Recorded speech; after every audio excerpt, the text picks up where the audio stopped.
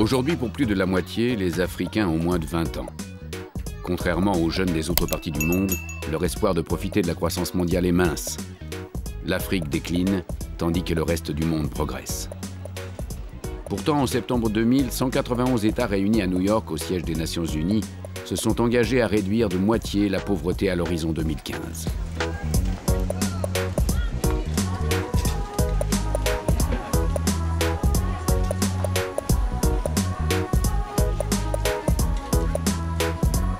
Le Nigeria est le plus gros producteur de pétrole du continent africain. C'est également l'un des pays les plus corrompus au monde.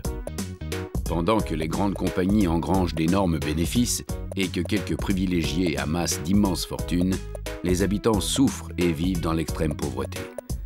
Pourquoi les Nigérians ne profitent-ils pas plus de la manne pétrolière ?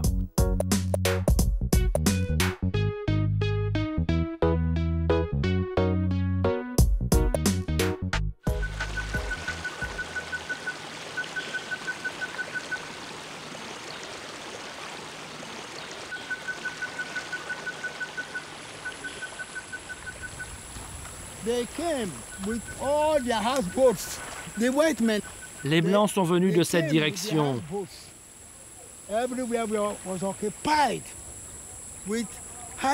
Le fleuve était plein de bateaux qui faisaient d'énormes vagues. Cet homme a 87 ans. Il se souvient de l'arrivée des étrangers il y a 50 ans et de la découverte du premier gisement de pétrole. Tous les villageois avaient chanté et dansé toute la nuit. C'était l'espoir annoncé d'une nouvelle vie.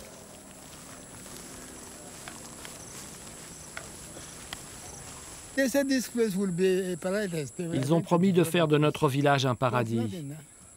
Mais regardez, ils n'ont laissé que ça. On dirait qu'ils ne pêchent des coquillages que pour laisser des coquilles vides. Ce premier puits de pétrole au Nigeria s'est tari en 10 ans.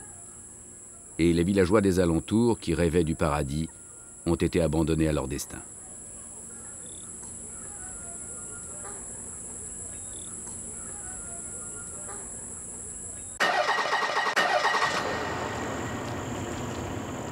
Des policiers armés partent en voiture. On leur a signalé un vol de pétrole. Nous sommes à Port Harcourt, le centre de l'industrie pétrolière du sud du pays. Sous les rues animées s'étend une partie du réseau des pipelines. Des policiers patrouillent toutes les nuits dans l'agglomération pour empêcher les percements illicites.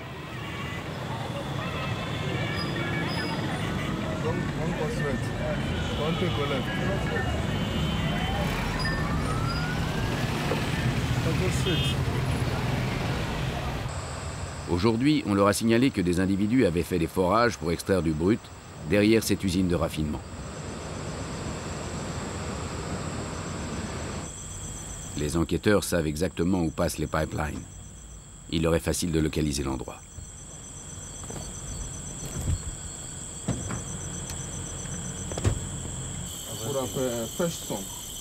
Il y a un grand trou et personne dans les parages.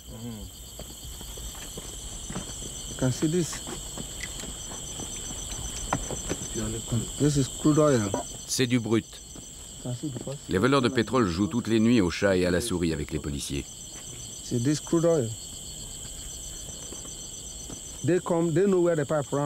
Ils connaissent l'emplacement souterrain des oléoducs. Ils creusent et éventrent les oléoducs. Ils aspirent le pétrole et le transfèrent dans un camion à l'aide d'un tuyau.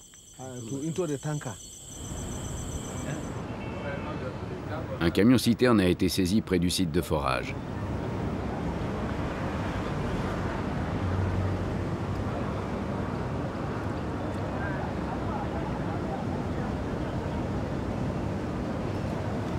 Ceux qui ont été arrêtés sont de jeunes Ijo, l'un des multiples groupes ethniques qui vivent dans la région pétrolière du Delta, au sud-est du pays. Une misère effroyable les pousse à faire ces forages clandestins.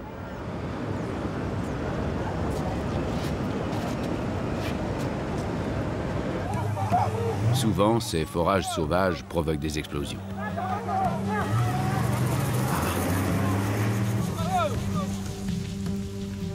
Cette activité est devenue tellement répandue et de mieux en mieux organisée au Nigeria qu'elle porte ici un nom, le bunkering. Aujourd'hui, on estime que 10 à 15% de la production, soit entre 200 000 et 300 000 barils par jour, disparaissent. Pour le gouvernement, les pertes sont évaluées à une somme minimum de 1 milliard d'euros par an. Cette usine appartient à Chevron, la deuxième plus grande firme pétrolière américaine. Toutes les grandes compagnies pétrolières sont présentes au Nigeria.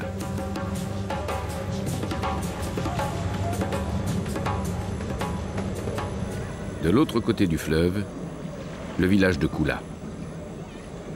Il n'y a ni école pour les enfants, ni entreprise où les jeunes pourraient travailler. Au Nigeria, 70% de la population vit avec moins de $1 par jour.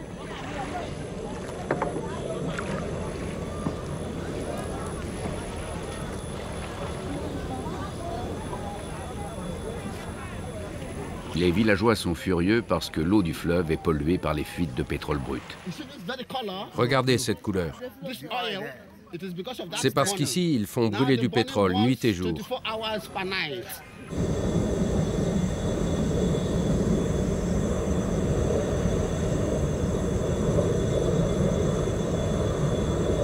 Les Idjo sont les enfants du fleuve Niger.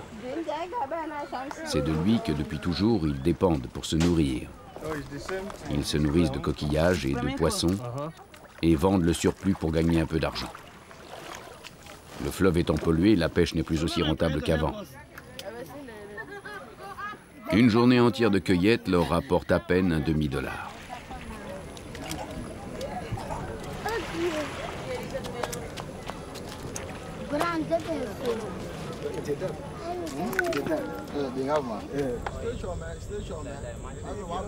Les hommes désœuvrés discutent de longs moments et passent toute la nuit autour du feu.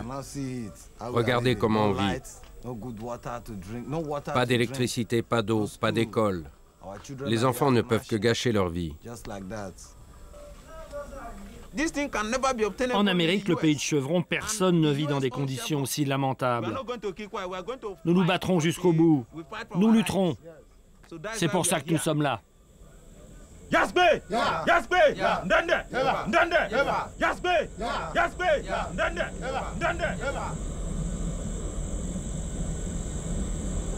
Le Nigeria compte 130 millions d'habitants.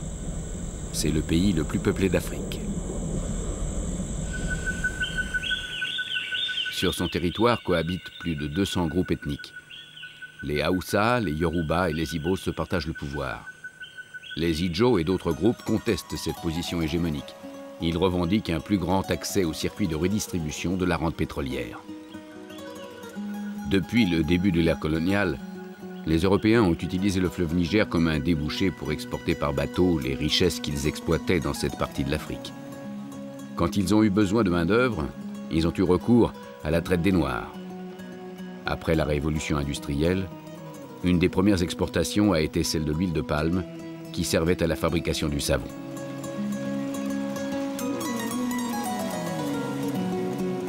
En 1956, dans le delta du Niger, là où les bras du fleuve s'élargissent, on a découvert des réserves de pétrole. 4 ans plus tard, le Nigeria est devenu indépendant. Les compagnies pétrolières européennes et américaines se sont précipitées pour exploiter ces gisements.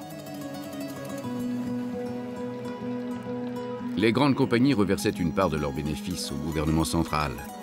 Sur place, les Idjo n'en ressentaient pas les retombées et se sentaient abandonnés. Très vite, des conflits éclatent entre les différentes communautés sur la question du partage des revenus du pétrole.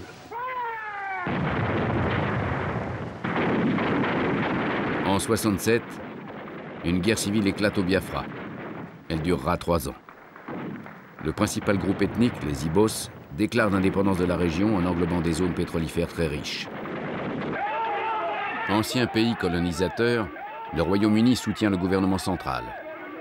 La France, voulant obtenir des concessions pétrolières pour ses sociétés nationales, prend parti pour le Biafra et organise des livraisons d'armes. La guerre prend de l'ampleur. On estime que la tragédie du Biafra a fait 2 millions de morts. À peine né, le Nigeria est déchiré. Même une fois la guerre terminée, de vives tensions subsistent entre les ethnies. Le Nigeria essaie de produire lui-même son pétrole, mais le forage nécessite l'emploi de technologies toujours plus performantes. Le Nigeria doit se résoudre à l'admettre. Hier comme aujourd'hui, il a besoin des compagnies occidentales qui disposent de toutes ces technologies. Finalement, le Nigeria décide de confier l'exploitation du pétrole aux grandes compagnies étrangères. L'accord prévoit que les revenus seront répartis aux alentours de 80% pour le gouvernement, le reste allant aux compagnies. En 2004, le pétrole rapporte au total 30 milliards d'euros par an au Nigeria, ce qui représente 95% de ses exportations et 80% du budget de l'État.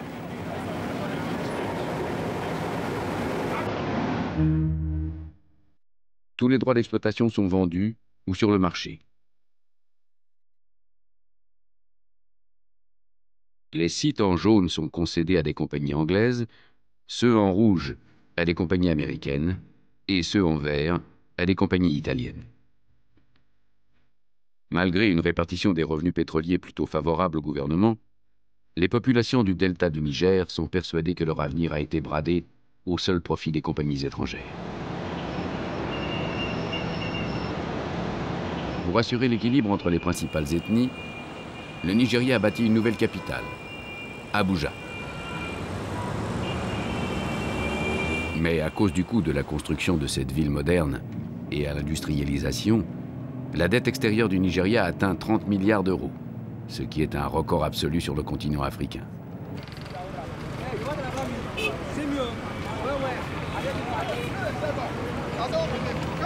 Le budget national passe en très grande partie dans les poches des hauts fonctionnaires et dans le remboursement de la dette. Il n'y a plus d'argent pour mener à bien les travaux de modernisation et d'industrialisation.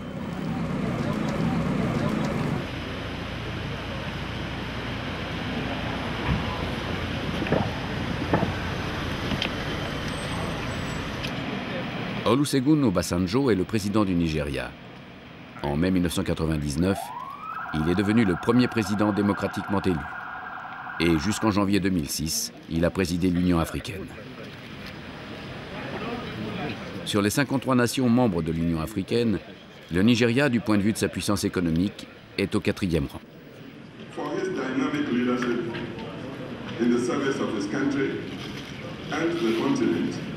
La Banque mondiale et le FMI ont exigé du Nigeria qu'il se lance dans un programme de réforme, au premier plan duquel se trouve la lutte contre la pauvreté et la lutte contre la corruption.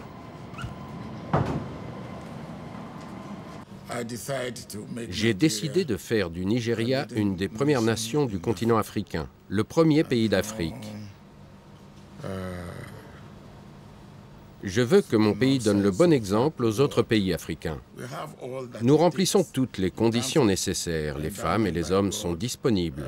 Ils ont du talent et de l'énergie à revendre. Et en outre, les dieux nous ont amplement pourvus en richesses naturelles. C'est dans une haute tour d'Abuja que la compagnie pétrolière d'État a installé son siège. Les compagnies pétrolières étrangères doivent s'associer avec cette compagnie d'État pour exploiter les gisements pétroliers du Nigeria. En effet, depuis la fin des années 80, d'importantes découvertes ont été réalisées dans l'offshore profond au Nigeria et dans tout le golfe de Guinée. Ces découvertes ont été rendues possibles grâce à l'amélioration des techniques d'exploration et de production qui permettent aujourd'hui de forer par plus de 2000 mètres de profondeur d'eau. Les compagnies étrangères qui ont les plateformes offshore les plus performantes surveillent étroitement l'occasion de conclure des marchés. En 2002, un tiers des exportations de pétrole est allé aux États-Unis, un quart vers l'Europe, un autre quart vers l'Asie et le reste vers les autres parties du monde. Mais demain, cette répartition peut évoluer et aller vers les pays où la demande sera la plus forte.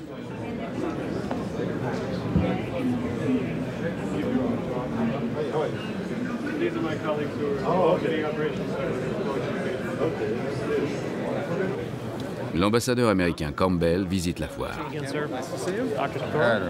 Welcome to the Halliburton stand. Very good to see you again. It's been a while since we've spoken. De nombreuses compagnies américaines sont impliquées dans le forage offshore et l'extraction de gaz naturel. La production de pétrole va considérablement augmenter au Nigeria et dans le golfe de Guinée. Ces zones sont beaucoup plus proches des États-Unis que le Moyen-Orient.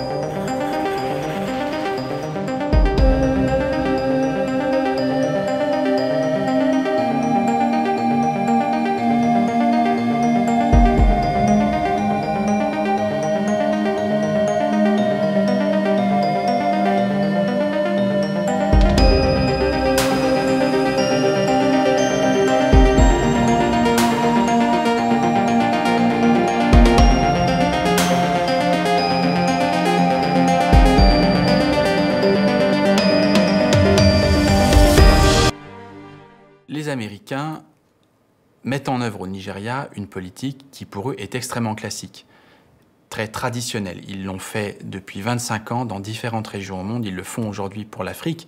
Cette politique, elle consiste à créer des conditions favorables pour les investisseurs pétroliers, américains et autres. Ce qui compte pour eux, pour les États-Unis, l'objectif, c'est de maintenir un très haut degré de diversité de l'offre pétrolière mondiale. Ce n'est pas une politique altruiste, c'est-à-dire qu'ils ne font pas ça pour nous ou pour les Japonais ou pour les Chinois. Ils font ça d'abord pour eux et il se trouve que ça bénéficie à tout le monde. Il n'y a pas d'un côté les Américains qui chercheraient à mettre la main sur le pétrole africain et de l'autre les pauvres Européens qui seraient privés de pétrole africain. Le marché est mondial, tout le monde a les mêmes intérêts là-bas. Et les Américains, en menant cette politique, qu'on le veuille ou non, vont non seulement dans leur intérêt à eux, mais aussi dans le nôtre. On estime que les réserves de pétrole au Nigeria sont de l'ordre de 25 à 35 milliards de barils. C'est l'équivalent de 3% des réserves mondiales. Par ailleurs, comparé au Moyen-Orient, le Nigeria est pour le moment un pays relativement stable. Chevron envisage d'investir 2 milliards de dollars d'ici les 5 prochaines années dans le forage offshore, dans le golfe de Guinée. Les institutions internationales considèrent que le Nigeria a réussi à établir un régime démocratique et qu'il met en œuvre une politique de bonne gouvernance. Il devient donc fréquentable pour les pays développés. Le président Bush a donc invité plusieurs fois le président Obasanjo à la Maison-Blanche. Toutes les nations, tous les gouvernements, toutes les organisations publiques ou privées, et évidemment tous les hommes, doivent protéger le bien-être de l'humanité. Pour la plupart, les membres de l'administration Bush ont des liens avec l'industrie énergétique. Le président lui-même a dirigé une compagnie d'exploration pétrolière. Le président Obasanjo veut faire des entreprises américaines des partenaires privilégiés. Il pense de cette façon développer l'industrie et créer des emplois. L'économie américaine est la première au monde. Si elle rencontre des problèmes, nous en pâtirons tous. De notre côté, il est de notre devoir de tout faire pour l'aider. Et Dieu nous a donné du pétrole et du gaz naturel pour cela. Le Nigeria est le 4e exportateur mondial. Il produit 2,5 millions de barils. Le gaz naturel qui était négligé et brûlé dans les torchères devient une ressource importante. La part commercialisée est passée de 20 à 40%. Toutes les grandes compagnies pétrolières sont présentes dans le golfe de Guinée et au Nigeria. Le gouvernement nigérian et les grandes compagnies parient sur une augmentation des bénéfices. Malgré cela, au Nigeria, 70% de la population vit sous le seuil d'extrême pauvreté, avec moins de 1 euro par jour.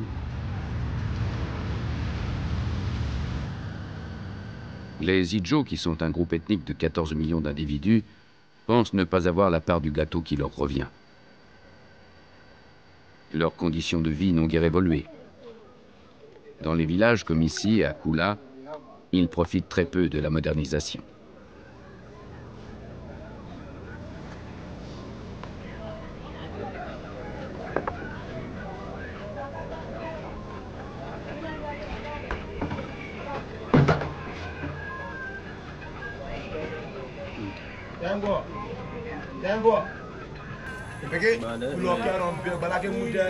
Le problème probablement des pays producteurs de pétrole, c'est que la réussite des pétromonarchies du Golfe a créé l'illusion que le pétrole était une richesse, était une aubaine pour les pays qui en possédaient et que exploiter du pétrole allait permettre d'enrichir les populations.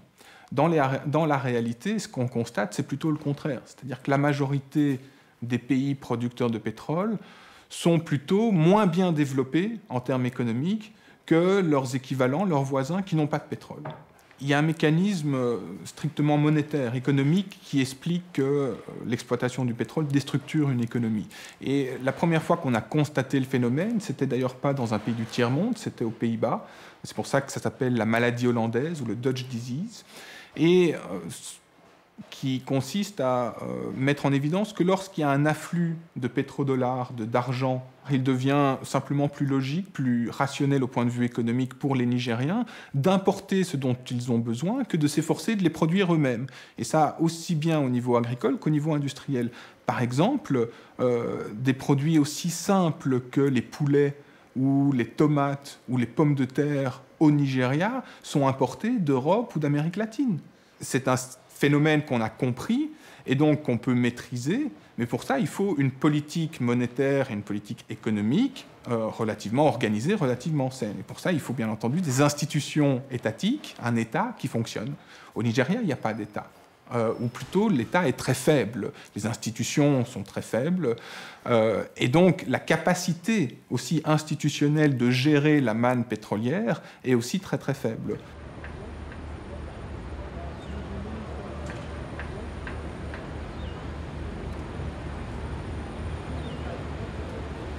Le Nigeria est classé avant-dernier à l'indice des pays les plus corrompus établi par Transparency International. 144e sur 145.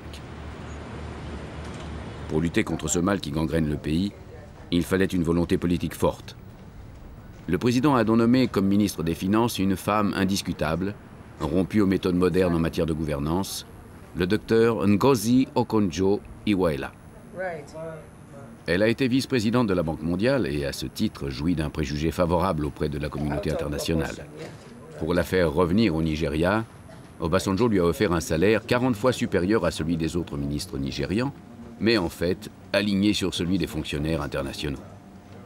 Madame Okonjo-Iweala a aussitôt entrepris de lutter avec vigueur contre la corruption. Son objectif est d'arrêter l'hémorragie et de récupérer une partie de l'argent détourné. Toutes les entreprises d'État ont été soumises à des audits. Dans le secteur public de l'électricité, des travaux publics et du pétrole, elle a conduit des réformes pour faire cesser la corruption. Résultat, les dépenses de l'État ont diminué d'1 milliard d'euros. Ce que notre gouvernement essaie de faire, c'est de créer un environnement qui attire les investisseurs étrangers. Pour cela, nous luttons contre la corruption et nous réformons l'État, pour que ce soit plus facile d'investir dans ce pays. Si nous réussissons, nous créerons des emplois. Et de cette façon, nous combattrons la pauvreté. Pour respecter les critères exigés par la communauté internationale, la Commission a procédé à une enquête approfondie. Elle est remontée jusqu'à la tête de l'État et elle a mis en cause certains membres de l'Assemblée nationale. Le président de l'Assemblée et le ministre de l'Éducation eux-mêmes ont été poursuivis. Ils ont été convaincus d'avoir reçu 400 000 € en échange de certains arrangements budgétaires. De nombreux autres hauts fonctionnaires ont été poursuivis. Un gouverneur de province a détourné 12 millions d'euros à son profit. Et plus l'enquête avance, plus on découvre des cas de corruption qui gangrénaient tous les rouages de l'État jusqu'aux simples fonctionnaires.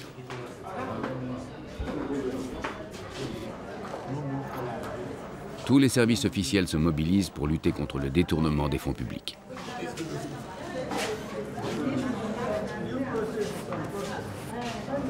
Yes.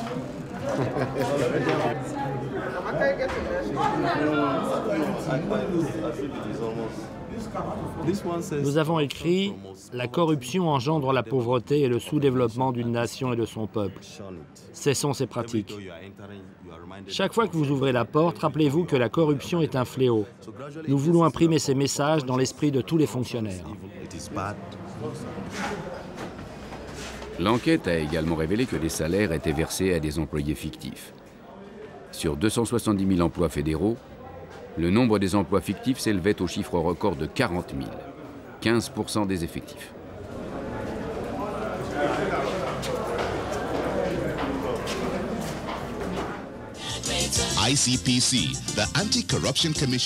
La commission anticorruption vous observe. Les pots de vin cesseront si vous le voulez. La corruption est en passe d'être vaincue. Rejoignez la campagne en dénonçant toute corruption.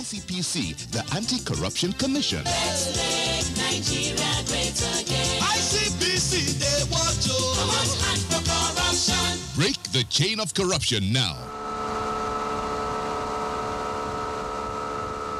Démunis, certains jeunes idjos prennent les armes pour exiger leur part de la manne pétrolière. Souvent, ils pillent les installations et s'en prennent aux employés étrangers qu'ils enlèvent pour obtenir une rançon. Ils se baptisent Force volontaire du peuple du delta du Niger. Leur chef, Aladji Dokubo Assari, est surnommé le Robin des Bois du delta.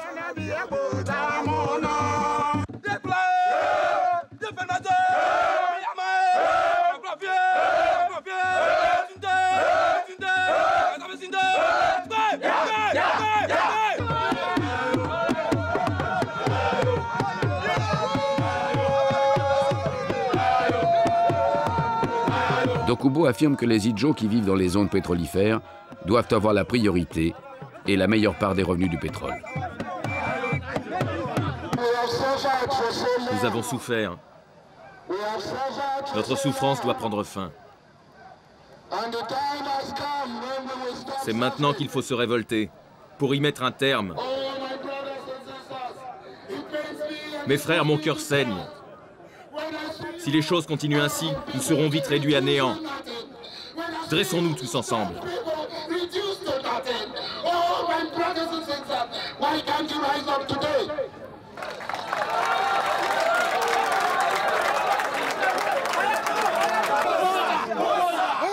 Son discours attise l'exaspération de cette ethnie minoritaire qui est restée dans la misère et sans espoir.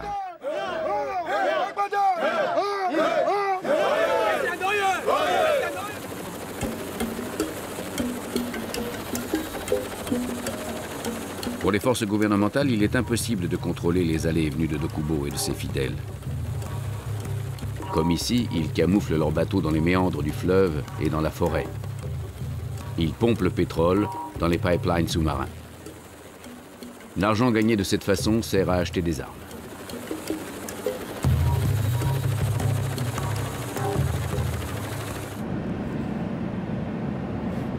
Le quartier général de Dokubo se trouve derrière ces hauts murs, avec des barbelés et des miradors.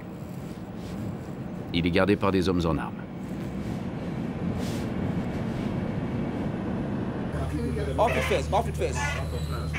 Attendez, n'approchez pas. Après d'intenses négociations, nous sommes autorisés à entrer.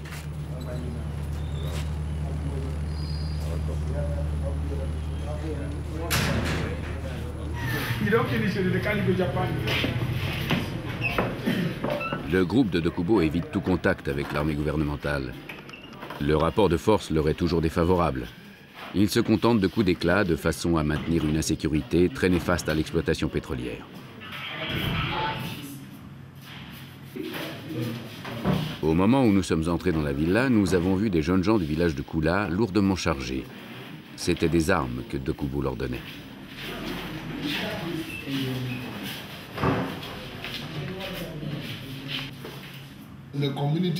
Cela dépasse ma compétence. Pourquoi des gens qui habitent un village comme Koula, qui est riche en ressources pétrolifères, devraient-ils vivre dans la misère la plus abjecte? Chez nous, les villageois croient que la guerre est proche. Ils se préparent tous pour la lutte. Attendons le bon moment.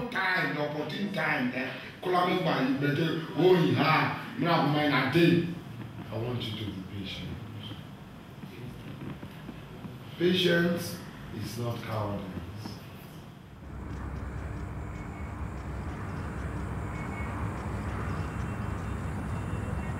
Pour stabiliser la production, les États-Unis ont décidé d'aider le Nigeria à améliorer la sécurité intérieure. Depuis 3 ans, l'entraînement militaire d'unités spéciales est assuré aux frais du département d'État américain. Une firme américaine spécialisée dans la sécurité a introduit des logiciels de simulation utilisés dans l'armée américaine.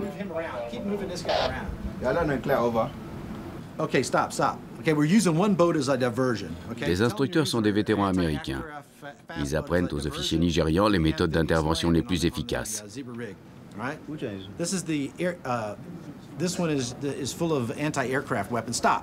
La carte indique les pipelines et les canaux.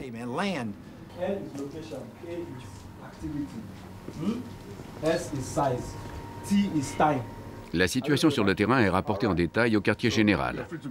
Aujourd'hui, la simulation concerne le plus important des terminaux. Il est occupé par les manifestants. Presently being occupied by the enemy forces. Okay, now go zoom in here now. Quick, zoom, brother. Come on, man. Come on, get it. On Puma helicopters are engaging enemy on Zebra Rig. Over. Very good. Get all the enemies. Once you can kill. Go back, let's go to previous.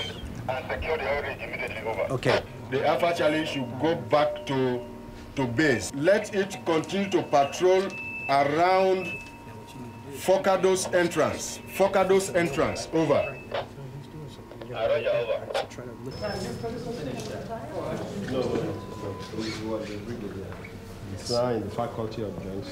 Le département d'État a déboursé 30 millions d'euros pour mettre en œuvre ce centre d'entraînement.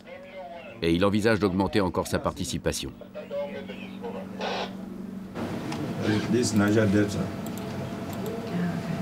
Which direction are the Red forces coming from? They're on the pipeline here. Okay. Nous fournissons toutes les aides nécessaires au Nigeria parce que c'est un pays important qui est prêt à contribuer au maintien de la paix. Nous nous assurons que les Nigériens sont bien entraînés et qu'ils satisfont à nos exigences. C'était une visite très intéressante et nécessaire.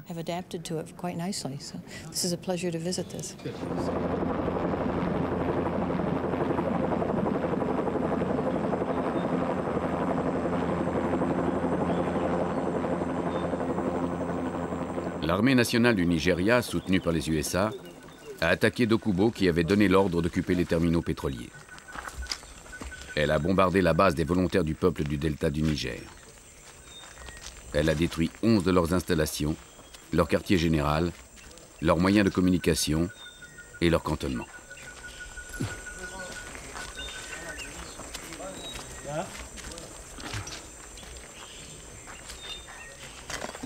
Regardez, l'ordinateur a été détruit. Le gouvernement d'Obasanjo se vante d'être démocratique. Mais en fait, c'est un régime militaire.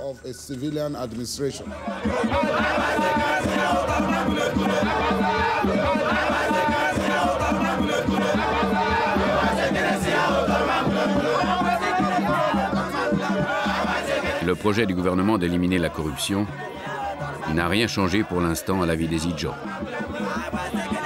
Le message des gens de la rue, c'est que nous allons reprendre nos installations pétrolières, reprendre nos pipelines. C'est le message que le gouvernement nigérian doit comprendre, que les grandes compagnies doivent comprendre. Mais si on s'assoit et qu'on dit qu'on ne peut rien faire, si nous pouvons faire quelque chose, nous devons agir. Sinon les bandits de la capitale vont continuer à profiter de nous.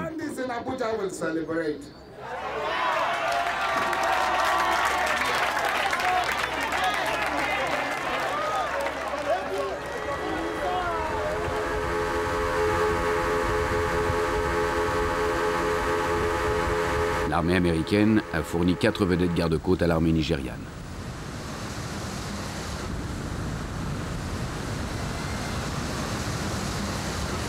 La tension entre villageois et compagnies pétrolières est au maximum.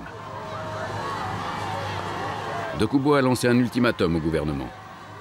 Si les Idjo habitants du delta restent privés des revenus du pétrole, ils mettront le delta à feu et à sang.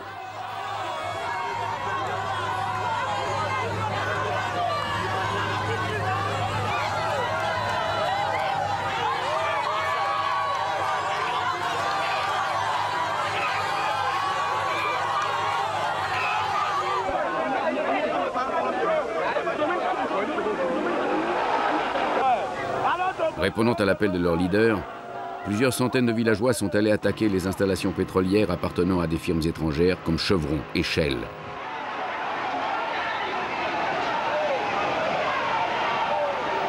Ils ont occupé les plateformes pour protester contre la misère. La production quotidienne de ces puits étant de 30 000 barils, chaque jour d'occupation coûte entre 1 et 2 millions d'euros. Craignant d'être attaqués à leur tour, les principales compagnies pétrolières ont stoppé leurs activités.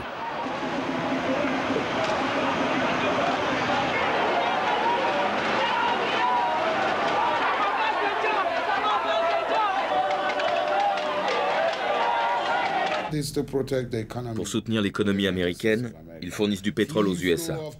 Et peu leur importe s'ils doivent tuer des gens pour y arriver. Les hauts fonctionnaires sont corrompus. Et les membres du gouvernement vivent dans le luxe. Mais le peuple, lui, n'a rien. Nous poursuivrons notre combat jusqu'à ce qu'ils comprennent que les ressources pétrolières nous appartiennent.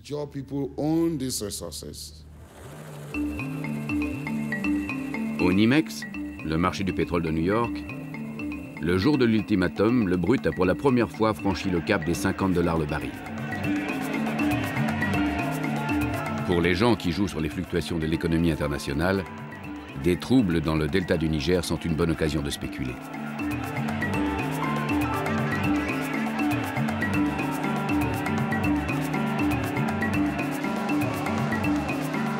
On a surnommé Alhaji Dokubo Asari l'homme qui fait bouger le monde. Il est devenu le héros du delta.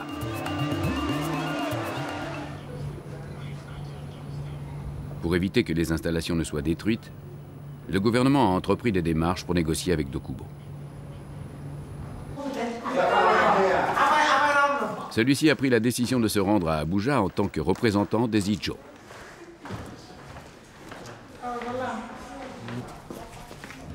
Les discussions se dérouleront avec le président en personne.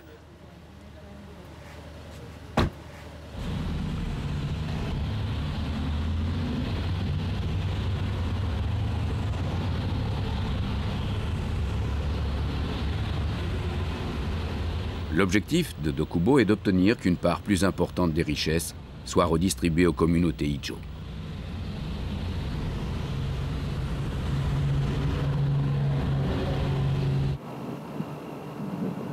Les directions des entreprises pétrolières ont été mises à contribution. Elles ont promis de participer et d'accorder des aides financières aux villageois afin d'acheter une exploitation sereine du pétrole. Les gens du village de Kula ont négocié avec Chevron pour obtenir des compensations.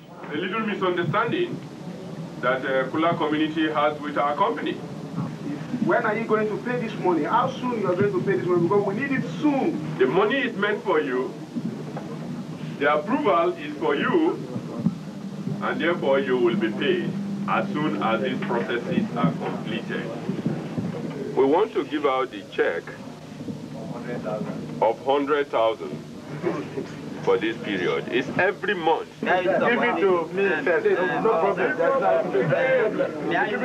Chevron a payé par chèque. Mais le partage n'avait pas été suffisamment négocié auparavant. Les villageois ont commencé à discuter pour savoir qui recevrait le chèque. La somme reçue étant très inférieure à celle qu'ils attendaient, les négociations ont été rompues.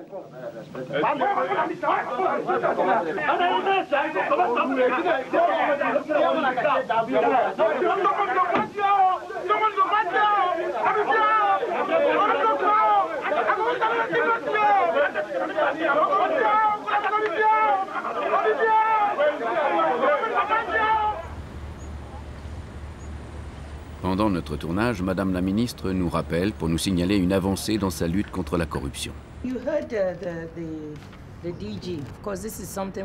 La corruption est le fléau que l'on souhaite éradiquer véritablement de ce pays.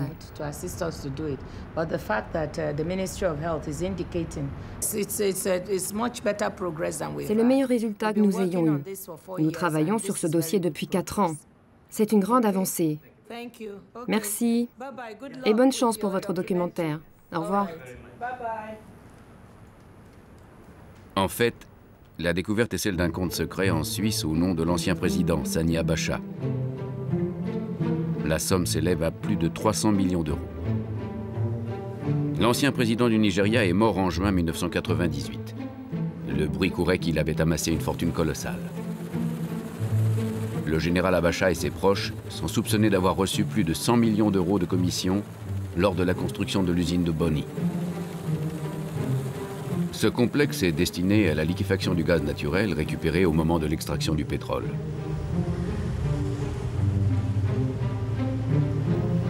Le gouvernement a donc investi plus de 10 milliards d'euros dans la construction de cette usine.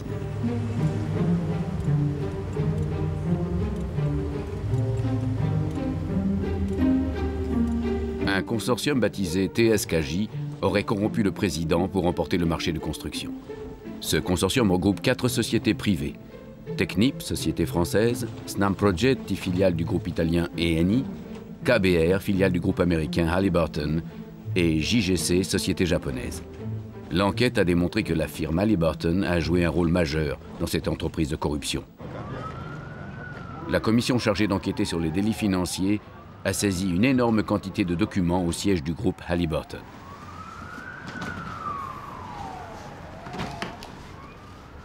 Parmi les documents saisis, l'un date de peu de temps avant la signature du contrat. C'est grâce à lui que l'enquête a fait un grand pas en avant.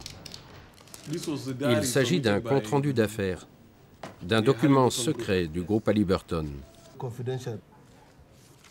Il faut encore que nous le décodions pour pouvoir saisir entièrement son contenu. Ce compte-rendu fait état d'une discussion concernant la méthode de versement des commissions. Il avait été convenu que 50 millions d'euros seraient versés au président et aux membres de son gouvernement. L'argent serait versé sur un compte à l'étranger par l'intermédiaire d'une société écran.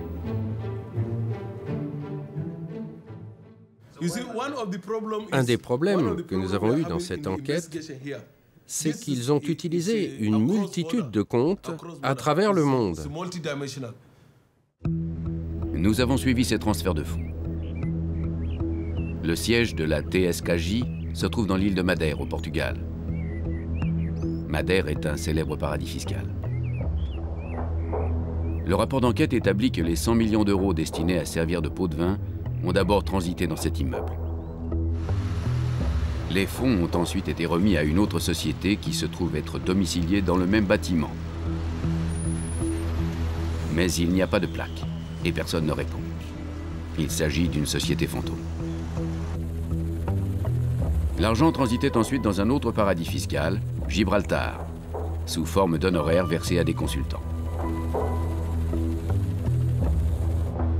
Après complément d'enquête, il s'avère que le propriétaire de la société basée à Gibraltar a un bureau dans la banlieue de Londres. Il s'agit de Jeffrey Tesler, avocat et conseiller financier d'Hallyburton. Jeffrey Tesler entretenait des relations étroites avec le régime du président Abacha. Les autorités chargées de l'enquête soupçonnent que c'est lui, Tesler, qui servait d'intermédiaire à l'ancien président.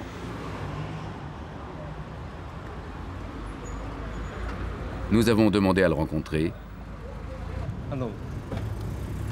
Good afternoon. Mr. Tesler does not give interviews. Okay? He does not give. Mais il n'a pas voulu nous recevoir. Okay? Il n'a rien à déclarer.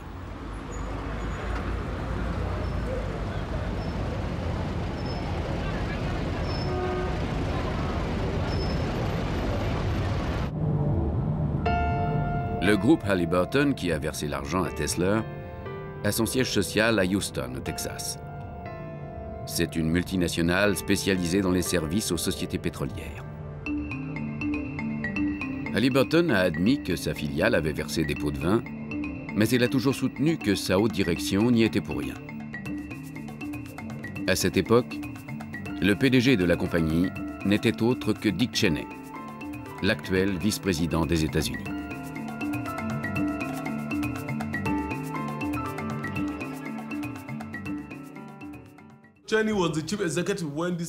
Monsieur Cheney était bien le PDG à cette époque. Les employés obéissent tous à leur patron. Par ricochet, on peut penser que Monsieur Cheney est impliqué dans l'affaire. Pourtant, il n'y a pas de preuve de son implication directe. Les multinationales qui viennent travailler ici pensent que c'est par la corruption que l'on fait des affaires. Mais pour être corrompu, il faut des corrupteurs. If you don't give, there will be nobody to take. Comment cet argent a-t-il circulé d'un pays à l'autre? Madère, Gibraltar, Londres, la Suisse. Mais il n'y a pas que les compagnies américaines qui sont impliquées dans ces malversations. Beaucoup de compagnies très importantes y ont recours.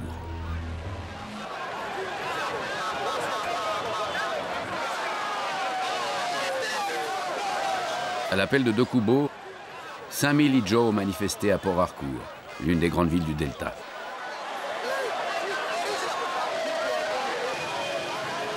Les révélations des médias sur l'ampleur de la corruption et sur l'identité des personnes impliquées ont causé un choc dans la population. Si l'Amérique se vante d'être le garant de la démocratie et de la liberté, elle devrait commencer par débarrasser les gens du Delta des hauts fonctionnaires corrompus.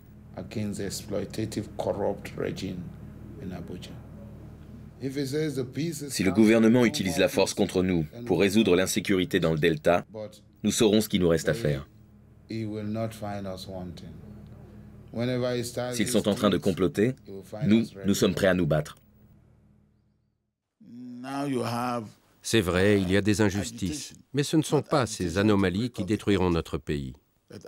C'est la bonne utilisation de nos ressources qui constitue le véritable défi. Nous évoluons et il faut continuer.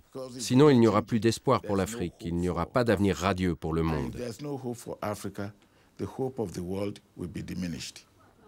Le romancier Ken Saro-Wiwa a fini ses jours au bout d'une corde, le 10 novembre 1995. Le général Abacha l'a fait condamner à mort dans un procès injuste. Il dénonçait pourtant la corruption, la pollution, le comportement des compagnies pétrolières et les gouvernants qui menaient le Nigeria à la catastrophe. Voici les lignes qu'il a laissées.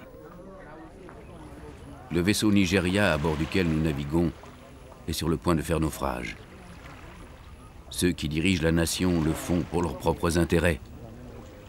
Les gens vivent comme des primitifs sur une terre qui génère des richesses colossales. Les danseurs masqués du Nigeria me dégoûtent. Ils siphonnent nos ressources pour se vêtir et pour paraître. Si nous ne révélons pas les intentions des Blancs qui tirent les ficelles, nous ne pourrons jamais démasquer les bandits.